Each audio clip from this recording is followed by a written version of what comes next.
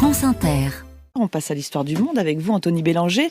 Jamais l'huile d'olive n'a été aussi chère en supermarché ? Et oui, en 4 ans à peine, en Espagne par exemple, le prix d'un litre d'huile d'olive extra vierge a quadruplé, avec une mention spéciale pour l'année dernière où son prix de gros a cru de 70%. Et le pire, c'est que cette hausse n'est pas près de s'arrêter. Partout en Europe et dans le monde, les prix montent en flèche, d'autant que les prévisions mondiales pour la récolte 2023-2024 sont plutôt moroses, 2,3 millions de tonnes contre 2,5 l'année précédente.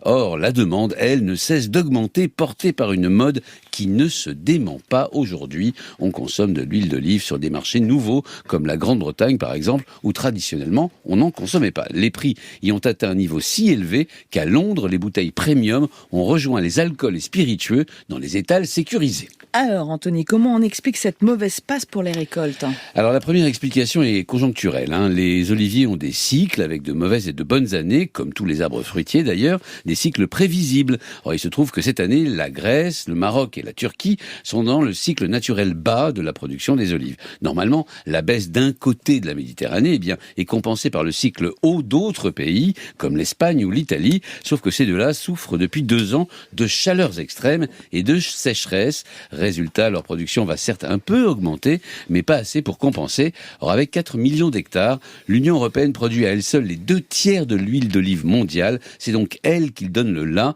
et c'est même l'Espagne qui fait les prix.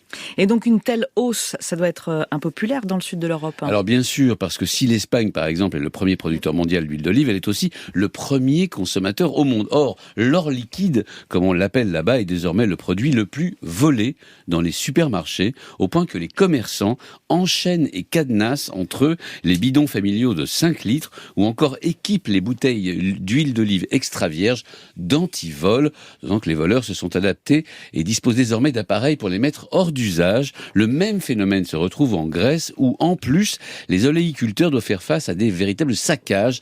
Des bandes organisées utilisent la nuit venue des tronçonneuses pour couper des branches entières d'oliviers, parfois centenaires, et emporter la récolte. Donc ça doit être tentant de frauder aussi. Oui, bien sûr. Alors on compte plus les margoulins qui coupent l'huile premium avec de l'huile de mauvaise qualité pour revendre le tout au prix fort. En décembre dernier, un réseau de 11 fraudeurs a été démantelé en Espagne et 5000 litres d'huile frelatée a été saisi.